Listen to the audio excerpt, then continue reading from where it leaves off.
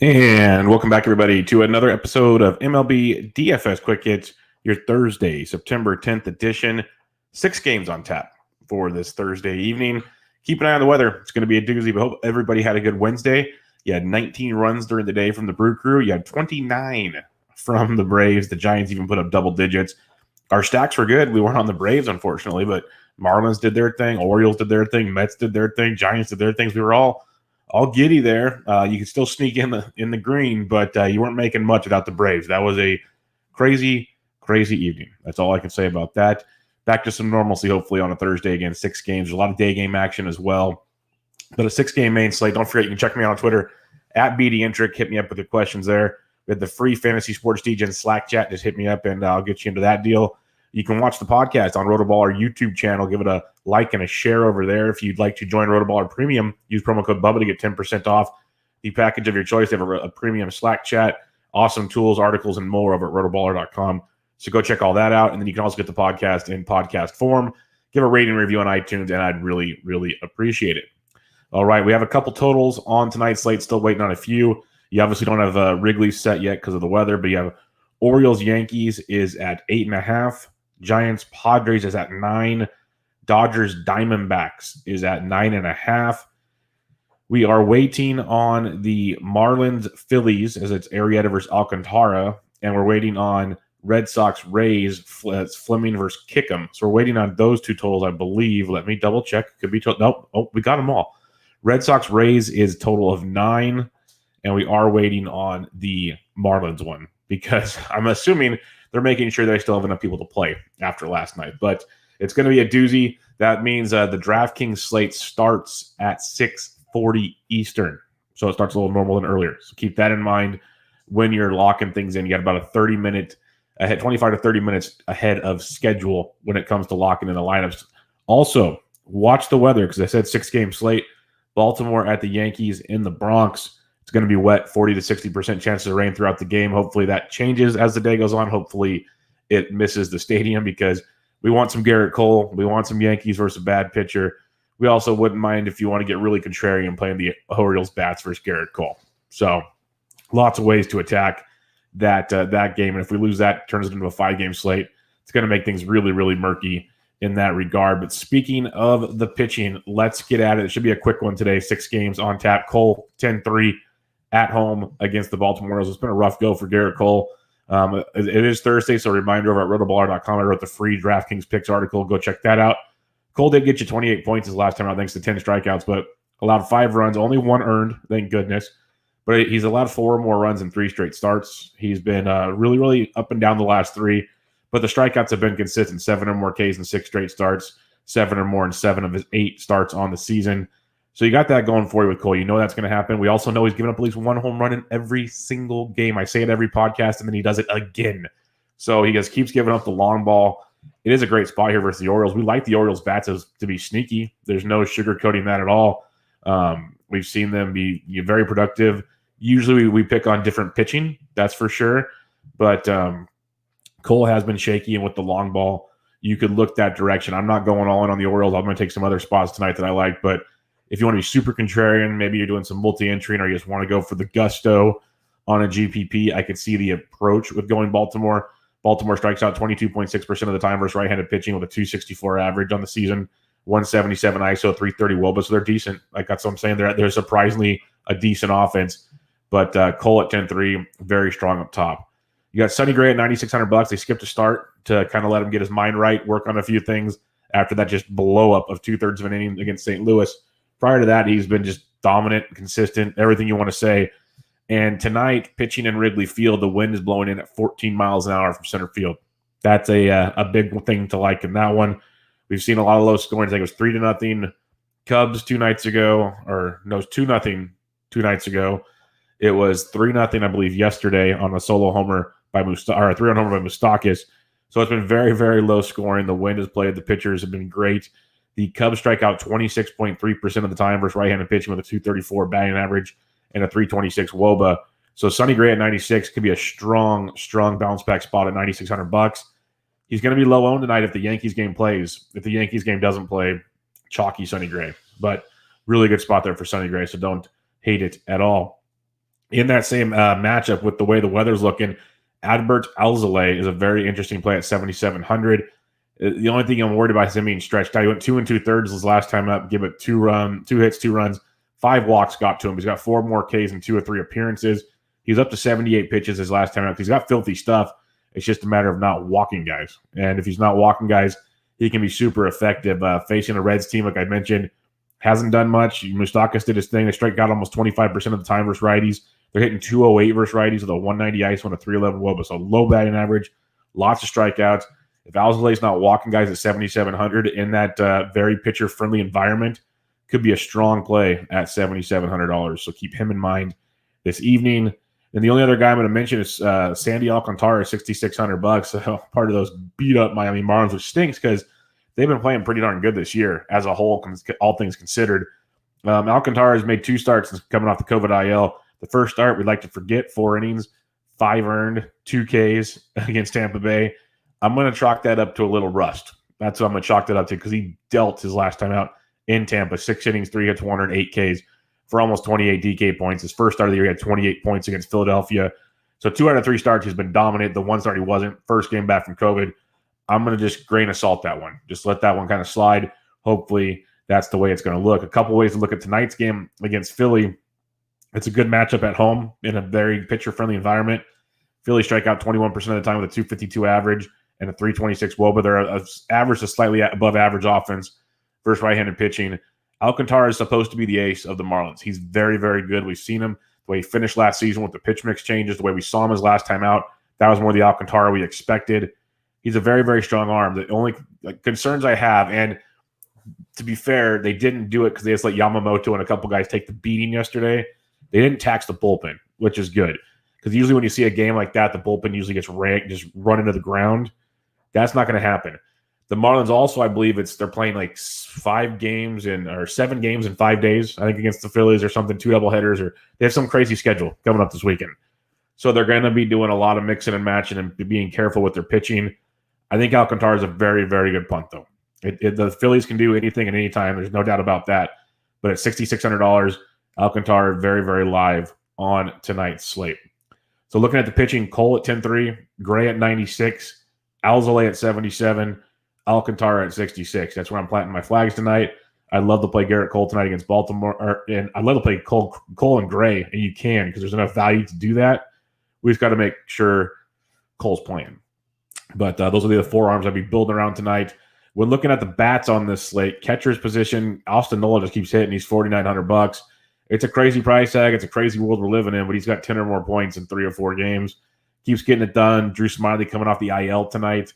Could be a very, very interesting look for you. Smiley's been good. It's when he's locating his fastball and his cutter inside. If he's hanging things, it's just pray for Drew Smiley time. First game off the IL. Never super excited to go do something like that. It'll be interesting to see how that one plays out this evening. If you want to save some cash, like Real Muto versus Alcantara at 44, as much as I love Alcantara, that's a good price tag on Real Muto. He should be the highest price catcher every slate, and he's not. Will Smith at 42 versus Bumgarner. I tweeted it out this morning when I was researching right-handed bats versus Bumgarner. They're hitting them hard, as you'd expect, like well over 50%. They're barreling them up over 18%.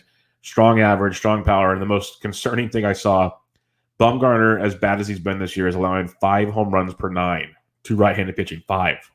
That is just insanity. That's what like Yamamoto did to the Dodgers yesterday. That's how bad that is. So, get your Dodgers tonight. And if they don't go, they don't go. But they are in a prime spot to smash. Will Smith at 42 has been heating up, so good look there. If you want to save a little bit of cash, Christian Vasquez versus Fleming, very good look as well. Fleming's making his, I believe, 3rd or 4th start for the Rays. Vasquez has hit lefties very well. He's hit very well, period. Hit 5 of 8 games for a strong average and a little bit of pop as well in the season, as we'd expect from Christian Vasquez. When you're looking at the Flim Dog, lefties 259, righties 325 on the season. So Vasquez at 38 is in play for you tonight. You could save even more cash, though, and just drop down all the way to Dalton Varsho at $2,300. That'd be my punt of the night. He's been up and down, inconsistent is probably the best word you can say. But we know the hit tool's there from the minors. He's facing Dustin May, who's not striking guys out. He has 4 or more points in 3 straight games, so at least there's a floor there. He has double digits in 3 of his last 6, so he's got 4 or more in 5 of his last 6. If you really want to go there, he's $2,300. So 4 isn't great, but at that price point, it's not bad. He's giving you something for basically free. He's got that double-digit upside because the power is there. He's starting to play regularly. $2,300 for Dustin May. I can get behind that. It might not have the highest ceiling at times, like I mentioned, but he's getting there, and the bat is legit. It's just a matter of getting comfort and regular playing time, which he's starting to get. First base position, you got Luke Voight at 52 versus Aiken. I am all about that life if he's playing. But you could save a little bit and go to Brosu, our boy from Tampa Bay, versus a lefty at 47. Brosu's actually hitting like 3-something on the season as a whole, but we know how he crushes left-handed pitching. So a really strong look there for Brosu at 47. Reese Hoskins against Alcantara at 43. If you're fading Alcantara, like, it's not one of my favorite spots tonight, but the Phillies could be sneaky. I like Alcantara a lot. I respect Alcantara enough to stay away from that one, especially at home in Miami. Mitch Moreland against the lefty, I'll probably pass, but Christian Walker's an interesting GPP at 37 in his matchup. But eventually, you're just going to start saving cash. 2 guys down here, or there's like 4 guys down here if you want to save at first base. Brandon Belt at 33 against Chris Paddock. We know how well Belt's hitting the ball, especially for right-handed pitching. He's crushing everything. I am not a Chris Paddock guy. I think he needs to work on establishing 3 strong pitches. He has not done that yet. This Giants offense is strong. I think Belt's an interesting play. More GPP than cash because I do understand Paddock can be good, just not as good as people praise him for. So Belt at 33 is good. But your GPP play right here, Bobby Dahlback, $3,200, homered in 4 straight games. He's got 5 home runs in his first 8 games in the bigs. Just absolutely crushing baseballs. Gets to face Fleming tonight in Tampa Bay. He's 3,200 in GPP. You got Aguilar and Cooper for Miami at 31 versus Arrieta. I'd prefer Cooper over Aguilar. So I've always been. Both have been great, but Cooper put up another double-digit night for you last night. So you got this $3,100 to $3,300 range with 4 guys. Belt and Dahlback, more GPP. I'd actually probably prefer Dahlback over Belt tonight, but both very good. And then I want Cooper over Aguilar and cash if I'm going that direction. Second base, you got DJ LeMahieu up top at 56. He's the best play. It's not even just a casting. He's the top play at the position tonight. It's a very bleak second base position this evening. So LeMahieu at 56, assuming that game plays. Brandon Lau at 54 is interesting. You got the lefty kick him on the bump, making his 3rd appearance for the, this is the first time he's pitched since 2014 in the bigs. We've seen him get shelled. We've attacked him. The lefty, he doesn't last more than 2, maybe 3 innings in a game. So you're going to get a very bad Boston bullpen. People will see lefty, probably not want to play Brandon Lau because of the price point and the lefty-lefty matchup. A, he's hitting lefties okay. B, you're going to get a lot of right-handed bullpen as well. So Lau at 54, something to definitely keep in mind this evening. Sliding on down, you could look at a Hanser Alberto versus Cole if you want to be unique. I'd rather not, but you can. Gene Segura at 38 is also interesting in his matchup. Kiki Hernandez is the play that many will go to, and for a good reason. He's 3,500, second base outfield versus Mad Bum. Kiki's had 7 or more points in 3 straight games. He has owned Mad Bum in his career, just tons of power versus Mad Bum. So 3,500 for Kiki will be a very, very strong play around the industry today. And then it's just kind of a mix and match. Kiki's probably about as low as I'd want to go at the position. I'm probably paying up for Lau or DJ, or I'm going to Kiki Hernandez is pretty much my second base stance. Third base, Machado versus lefty is always strong at 57. He had a big night for you, not last night, but the night before. You got LeMahieu you can play here as well. I think Rafael Devers at 5K is a very sneaky play, similar to how people won't play Lau lefty. Devers can get lefties okay. Fleming will go 4 or 5 innings. Rays bullpen's good, though. Much better than Boston's. So that argument's a little different, but Devers is heating up. Slow start. Coming on strong. Same thing he did last season. So 5K, not too shabby at all. You got Brosu at 47, who we talked about. You can play him at first base or third base. Very, very good play. Will be popular as well because people have finally caught on to that niche in the industry. But other than that, Bobby Dahlback, $3,200. That's pretty much where I'd go. Alec Baum's $3K. I'd probably rather gamble on Dahlback for $200 more tonight. That's where I'd be looking if I'm looking for value at third base. Shortstop, you got Tatis Jr. at $6K. Coming off a goose egg last night. That usually means good things in production the following night. Corey Seager versus lefty, that's fine. But Gleyber Torres at 49, a guy I usually don't play much. I think the savings is pretty strong off of a 6K Tatis. I like Tatis, but 6K is steep. Torres at 49. Big night last night, went deep. He's got 7 or more points in 2 of his 3. Hopefully he's starting to get going. It's GBP for sure, not cash related, but upside is tremendous in a good matchup against Aiken. Xander versus Fleming at 46 is nice as well. if you're looking that direction. But if you just want to save, Chris Taylor, outfield shortstop for the Dodgers at 42, really swinging a hot bat. Good matchup versus Bumgarner. Looking his direction is okay. Didi Gregorius only 39 versus Alcantara. Adames at 38 versus Kickham are two nicer values. Even Miguel Rojas probably leading off for the Marlins at 34 is a nice value as well. And I'm really kicking myself because I looked at him like 12 times yesterday and I didn't type anything. So I'm like, you know what? He's young. He's struggling. He's still figuring out. I know the hit tool is great. It'll come to play eventually. I wanted to play Chaz Chisholm yesterday. I didn't do it, but he goes off for 24 points, 2 for 4, homer, a triple and a homer. He's hit safely in 3 straight games. He's got a stolen base and a homer over that stretch. He's a power speed guy, just trying to get his feet wet. Like he went 0 for his first 4 games. Now he's got 1 hit. Or he's hit. Never mind. He's hit safely in 2 of his last 4 games. He has 9 or more points in 2 straight games. He's very, very volatile, but he's $2,000 against Jake Arrieta.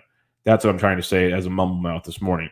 But Jazz Chisholm at 2K could be your uber punt on this slate and could be interesting for Jake Arrieta. And he bats usually 9th for the Marlins. So maybe a wraparound, a one-off, whatever you're choosing. But 2K becomes even cash viable because he's an absolute punt and he opens up so much more for your lineup. So if you're trying to pay up for the Mookie Bettses of the world and maybe some Padres or whatnot, or some expensive Yankees if that game plays, a guy like Chisholm at 2K does so much for your lineup. And that's why you play guys like that. And if he goes off like DJ Stewart's been doing, then boom goes the dynamite. Simple as that. Outfield position, you got Belly Bombs, but Betts at 57 went deep last night. I'll play him versus Bumgarner in a heartbeat if you're paying up. That's a strongie. Brandon Lau talked about him. Yastrzemski went deep again last night. I like him a lot versus Paddock because the Giants are coming low owned. Like I've pretty much been touting the Giants every night. I'm not as in love with them tonight, I'll be honest, but I still like them a lot. I just understand it's going to be a tense 4-game series because both these guys are battling for that second spot in the West. Obviously, the Padres have a bit of an advantage on the Giants, but the Giants they've won 5 straight. They're playing good ball. They're in the playoffs right now, and their offense has been very good. So Yaz at 53 is an option. Starling Marte for stacking the Marlins, sure. I think that could be in play. He's been bugging me, but yes. Clint Frazier at 45, very strong play versus Aiken. God, this Yankee game needs to play. Clint's hitting 278 over his last 10 with averaging 9 points a game. 15 yesterday is 14 or more in 2 of 3. 14 or more in 3 of 5. 14 or more in 5 of 7. 14 or more in 6 of 9. So he's been very, very productive, to say the least, at $4,500. Mr. Clint Frazier. JD Martinez is only 4,400 versus Fleming. JD's been disappointing as I'll get up. Versus a hittable lefty at 44 is intriguing in a GPP. I like Frazier a little more, but JD's definitely worth the look. Alex Dickerson, if you're fading Paddock's, only 4,200. That's a good value. I mentioned Chris Taylor earlier at 42. Will Myers at $4,100 is one of the hottest hitters in all of baseball right now. So I like that price tag a lot versus Smiley. Aaron Hicks switch hitting at 4K versus Aiken. That's a good Yankee value as most Yankees are expensive. Hicks hitting in the middle of that Yankees order. So a good piece of Yankees for you on that. AJ Pollock at 39. He is on fire right now. Another cheap Dodgers like Pollock, Hernandez, Taylor. Some really cheap Dodgers to get in there from the right side of the place versus Mad Bum. Pollock 3,900. Sliding on down even farther, you got like Mountcastle versus Cole, GPP only. You have Talkman at 35 versus Aiken. Probably not going there. Excuse me. A few others down here. I mentioned Kiki Hernandez at 35 earlier. You can go that round. If you want to fade Dustin May, which is always intriguing, you got Cole Calhoun only 34. Probably not going to go that route, but interesting. Your punt of the day, if you're not going Jazz Chisholm, is Mr. The one, the only, tweeted at him right before we recorded. Randy Rozzarena hitting 400 so far in his first 8 games with a 600 ISO, a 50% hard hit rate. He's doing everything right. He's crushing baseballs for the Rays. Really strong spot here today versus Kickham and company. So 32 for Rozzarena. You look at that. Margot could be leading off for Tampa Bay at 31. So definite value with the Tampa Bay Rays in a very, very favorable matchup versus Kickham and that Boston bullpen. So you're going to want to jump all over that. Otherwise, see what comes out in the lineups. Like Dubon's 25. I prefer him versus a lefty, but he's super cheap if you want to go that direction. Not a ton. Like Varsho's 23. I'd only use Varsho at catcher. Don't use him in the outfield. Don't do it. But yeah, not a ton down here. DJ Stewart's 21. If you want to go into the GPP, he's facing Garrett Cole. So the run might end tonight. It might not. He's hitting 400 over his last 10. He's homered in 4 straight games, 5 homers over that stretch. He has 20 or more points in 4 straight. So We've been riding the DJ Stewart train. He's 2,100 versus Cole. GPP only because Cole does give up at least 1 homer a game. But be careful there. It's a little different situation tonight. Matt Joyce at 21 is an interesting punt for the Marlins versus Arrieta. Joyce has actually been okay. He's been serviceable, like 16, 3, 7, 7, 5, and he's been free. He's been dirt cheap. So 2,100 for Joyce versus Arrieta. He'll come from the left side. I can get behind that if you need to punt. If you really need to punt with Joyce, I could see that as an option for you. All right, recapping the pitching. Cole and Gray up top. Gray's in a very good matchup with the weather. It might rain in New York anyways, but Cole, Gray, those are your 2 top options right there. You have Elzolay using that weather to your advantage. Just don't walk guys. He'll be productive. If you walk guys, it's going to be very disappointing. So there's the risk there. If I knew his control is better, I'd play him in a heartbeat. But you have Elzolay and then Alcantara at 66. Definitely want to go that way. When you're attacking it with the bats, I'm all about the Tampa Bay Rays versus Kickham in that bullpen. Big fan of it with Tampa tonight. I don't mind Boston either. I prefer Tampa, but Boston, Devers, Bogarts, JD, obviously Bobby Dahlback, Christian Vasquez behind the dish. You have some options there. I wish Pilar was still there. That'd be huge. But I want Tampa Bay in that game. The Yankees versus Aiken for sure. Miami versus Arrieta has me very, very intrigued. Arrieta has been decent his last few starts, so I guess he's technically even a punt play if you want at 6,800. He's put up 25, but then minus 16.4, then 12.9. So it's a roller coaster ride with Arrieta. So that's why I usually don't trust him. He dealt against the Mets his last time out, but that's the best he's looked in a long time. I might chalk that up to the Mets stinking more than anything. But Arrieta, I'd like to attack him with the Marlins bats tonight. You got San Diego versus Smiley. That's an option. The Giants are a GPP only type look. But my top ones, you got Dodgers versus Bumgarner, Rays versus Kickham. That's where I'd be planting my flags. Then you got Yankees, Marlins, Boston, stuff along those lines this evening. All right. I said it would be a quick one. That's a strong 6-game slate for you tonight. Hopefully the weather stays out of play in Cole, but for Cole. But if you have any questions, hit me up on Twitter at BDintric. The podcast is on iTunes and all your other listening platforms. If you can rate and review, we'd much appreciate it. Also, feel free to watch the video on the RotoBaller YouTube channel. Give it a like and a share. If you'd like to get in the free Fantasy Sports DJ Slack chat, just let me know. We'll get you up in there. But I hope everybody has a great Thursday. We'll be back with a full slate on Friday. We got Thursday Night Football on tap tonight. Recorded the first Week 1 main slate preview of the 2-point conversion NFL DFS podcast with Matt Davis from Fade the Noise. So go check that out. But I'll be back with you tomorrow. This was MLB DFS Quick Hits, your Thursday, September 10th edition. I'm out.